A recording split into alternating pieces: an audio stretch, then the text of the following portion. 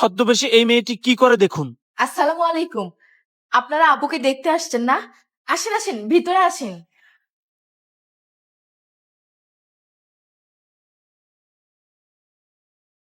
আরে কি দেখতেছেন? না, দেখতেছি তুমি তো মাশাআল্লাহ খুব সুন্দর। ইয়া, তুমি কি এই বাসার কাজের মেয়ে? হ্যাঁ। ও, কিন্তু তুমি তো অনেক সুন্দর। শোনো, ওই যে তোমার যে ম্যাডামকে দেখতে আসছি না, তারা যদি পছন্দ না হয় আমি কিন্তু তোমারে লইয়া যাবো। ছি ছি, এসব কি বলছেন? আপনি তো ভারী ফাজিল মানুষ, একটা লুচ্ছা মানুষ। আরে কি বলতেছো লুচ্চা মানে? তুমি তো একজন কাজের মেয়ে, আর তোমার মতো কাজের মেয়েকে আমি নিয়ে যাবো, আমি বিয়ে করবো, তুমি বুঝো না? আরে যান এখান থেকে। ভাইয়া। কি ব্যাপার? এই সাজ্জাদটা আবার গেল কোথায়? কই আবার যাবে? দেখো কাজের মেয়ের লাগে আবার ইটিস পিটিস করতেছে। তোমার ভাইয়ের তো আবার স্বভাব ভালো না। ভাবি চুপ করো, সব জায়গায় সব কথা চলে না, বুঝো না কেন? তোমার কি কমন সেন্স নাই?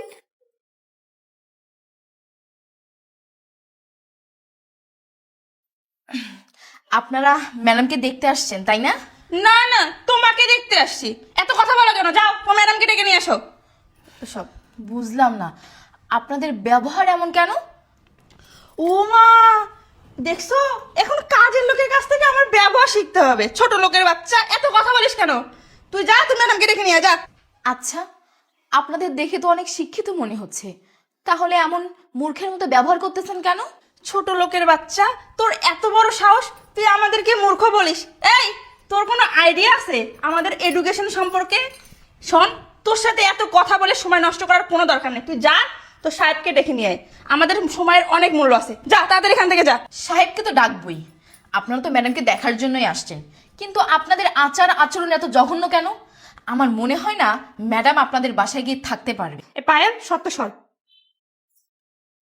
তোর মুখ দিকে খুব বেশি চলতেছে। ওরে একটা দিয়ে হবে না, ওর কারণে নিচে আরো দুইটা দাও। তোর এত সাহস, মনে হচ্ছে তুই এই বাসার কাজের লোক না, তুই এই বাসার মালিক। তোর না এতবার বললাম বেশি কথা না বলে যা, তোর মালিককে ডেকে নিয়ে। তুই তারপরে এখানে দাঁড়িয়ে এত কথা বলিস কেন? তোর এত সাহস দিছে কে, একটা কাজের লোক হয়ে? আমি ভেবেছিলাম আপনারা শিক্ষিত মূর্খ, কিন্তু না, আপনারা সবাই সবচেয়ে বড় বেয়াদব। আমি হতে পারি এই বাসার কাজের মেয়ে, তাই বলে আপনারা আমার গায়ে হাত তুললেন? শুনেন, আমি ভালো করেই বুঝতে পারতেছি আমার ম্যাডাম আপনাদের বাড়িতে গিয়ে কোনোদিনও সুখে থাকতে পারবে না। আপনারা থাকেন, আমি আমার মালিককে ডাকতেছি। এই দাঁড়া, বেয়াদব মেয়ে, তুমি সামান্য একটা কাজের মেয়ে হয়ে আমাদের মুখে মুখে তর্ক কর, তাই না? এই, তোমার ম্যাডাম আমাদের বাসায় যায় সুখে থাকতে পারবে কি না পারবে তুমি কি জ্যোতিষী সবই জানো? যাও, তোমার সঙ্গে কথা নাই, তোমার মালিকের সঙ্গে কথা বলবো। ডাকো, ডাকো মালিককে। ভাইয়া তুমি চুপ থাকো। এই সমস্ত কিছু কাজের লোক আছে, বুঝছো, বিভিন্ন বাড়িতে থাকে চাকরানি হিসাবে, আর কথা বলে মনে হয় যেন কোটিপতি। আরে এই বেয়াদব মেয়ে, তোর এত বড় সাহস কি করে হয় রে? হ্যাঁ, তুই আমাদের সবাইকে ছোট লোক, আমাদেরকে অশিক্ষিত, আমাদেরকে বেয়াদব বলিস? এই তোর এত বড় সাহস করতে গিয়ে পাইছিস তুই? আসলে তোদের মতো কিছু ছোট লোকের স্বভাব খারাপ, বুঝিস নাই? ভালো মালিক পাইয়া তোদের মানে মাথার উপরে উঠাই রাখছে। শোন, ভালোই ভালোই বলতেছি, তোর মালিককে ডাক। আমার কিন্তু মেজাজ গরম হচ্ছে, আমি তোর ম্যাডামকে দেখে এখান থেকে চলে যাব। আমার বিজনেসের সমস্যা হচ্ছে, আমি অনেক সময় নষ্ট করে এখানে আসছি। যা। এই চাকরানি বাচ্চা, তুই এখন এখানে দাঁড়ায় আছিস? তোর যাইতে বললাম না? যা এখান থেকে, যা, তোর মা একটা দেখে না, যা। বেয়াদব একটা ভাবি। ঠিকই বলছো। বসো, এই বসো।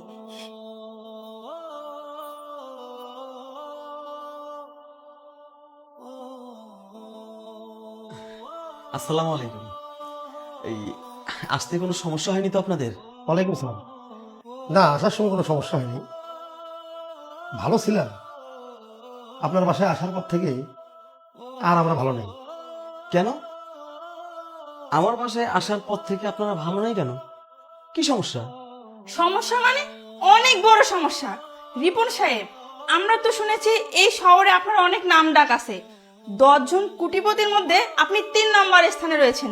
তাহলে আপনার বাসায় এইরকম একটা বেয়াদব কাজের লোক কেন রাখছেন, যার সাথে আমাদের তর্ক করতে হয় সে আমাদের সাথে মুখে মুখে তর্ক করে। এত বেয়াদব একটা মেয়ে। ভাইয়া শুনেন, ও শুধু বেয়াদব না, ও চরম লেভেলের বেয়াদব। আর এর মতো যদি কাজের মেয়ে আপনার বাসায় থাকে, একদিন ঠিকই আপনার সম্মান হারাইতে হবে, এই যে আমি বলে দিলাম। রিপন সাহেব, আমার ওয়াইফ এবং আমার ছোট বোন একদম উচিত কথা বলেছে। ও শুধু বেদব না, ও চরম বেদব। আর এইরকম বেদব মেয়ে যদি আপনার বাসায় কাজ করে, আপনার সম্মান থাকবে না। পারলে আজও ঘাট ধাক্কা দিয়ে পায়ে বের করে দেন। ভাইজান, আমিও কিন্তু সেম কথাই ভাবছি, আপনাকে বলবো এরকম বেয়াদব মেয়ে আপনি আপনার ঘরে ফালতেছেন।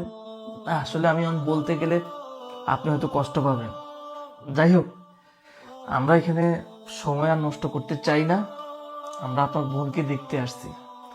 আসলে আসতাম না, আপনার টাকা পয়সা আর আমাদের টাকা পয়সা দ্বন্দ্বরূপ সবকিছু সেম টু সেম। এই জন্যই দেখতে আসা আপনার বোনকে।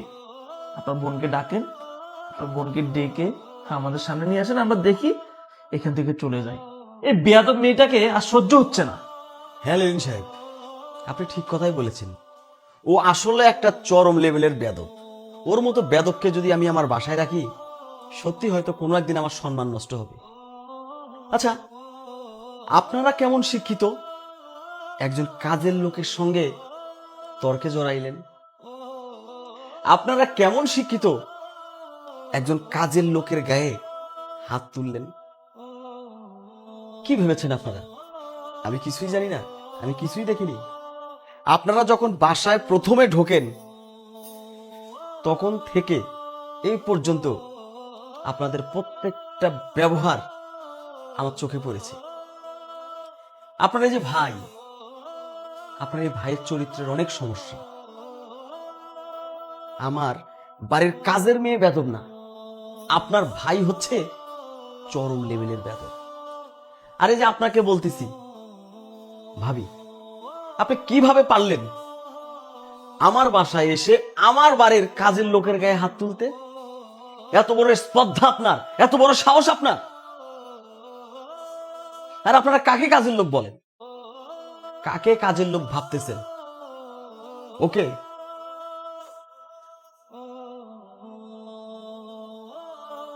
ও কাজের লোক না। অবাক হওয়ার কিছু নেই, ও কাজের লোক না, ও আমার বোন। এই যে আপনারা কিছুক্ষণ আগে বললেন না, এই শহরে 10 জন কোটিপতির মধ্যে 3 নাম্বার সিরিয়ালে আমি যেমন একজন, আমার বোনও তেমন একজন। ও আমার বোন। আমি যখন গতকালকে ওকে বলেছিলাম ছেলে পক্ষ তোকে দেখতে আসবে, তখন আমার বোন আমাকে বলল, ভাইয়া যারা আমাকে দেখতে আসবে তাদেরকে একটু পরীক্ষা করে দেখা যাক না, তারা আমাকে কতটুকু ভালো রাখবে। টাকা পয়সায় তো মানুষের জীবনের সমস্ত সুখ এনে দিতে পারে না। মানুষের আচার ব্যবহার ভালোবাসায় মানুষের জীবনে সুখ আর শান্তি এনে দেয়। আমার একমাত্র আদরের বোন। প্রথমে একটু রাগ হয়, কিন্তু ওর কথাটা ফেলতে পারিনি। আজ ওর পরীক্ষায় যদি আপনাদেরকে পরীক্ষা করা না হইতো, তাহলে আপনাদের আসল চরিত্রটা আমি বের করতে পারতাম না। আপনারা মানুষের পোশাক দেখে মানুষ বিবেচনা করেন। মানুষের পোশাকে কি সব? এই যে আমি কি পোশাক পরে আছি, তাতে কি মানুষ আমাকে চিনবে না? তাতে কি মানুষ আমাকে জানবে না? শুধু দামি দামি পোশাক, দামি দামি গহনা পরলেই কি মানুষ তাকে মানুষ বলবে? মানুষ হতে গেলে মানুষের ভিতরের মনুষ্যত্ববোধটা থাকতে হবে, যেটা আপনাদের কারণেই। আমি আপনাদেরকে আরো অপমান করার আগে যতটুকু সম্মান আছে, এই সম্মানটুকু নিয়ে আপনারা আমার বাসা থেকে বের হয়ে যান। আপনাদের মতো অমানুষের সঙ্গে আমি কোনো নতুন করে সম্পর্ক গড়াতে চাই না। আশা করি আপনারা বুঝতে পেরেছেন। Out, I say get out.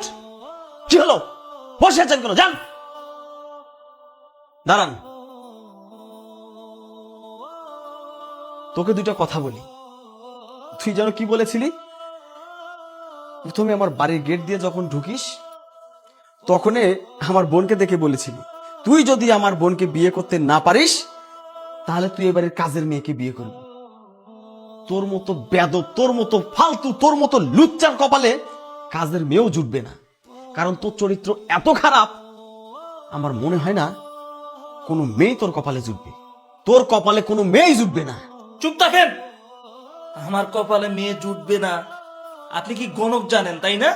শুনেন, আমার টাকা আছে, আমি টাকা ছিটাইলে এরকম আপনার বোন না, তার চেয়ে বেশি সুন্দরী মেয়েকে আমি বিয়ে করতে পারবো। ভাইয়া চলো। আরে যা যা, চকচক করলেই শোনা হয় না।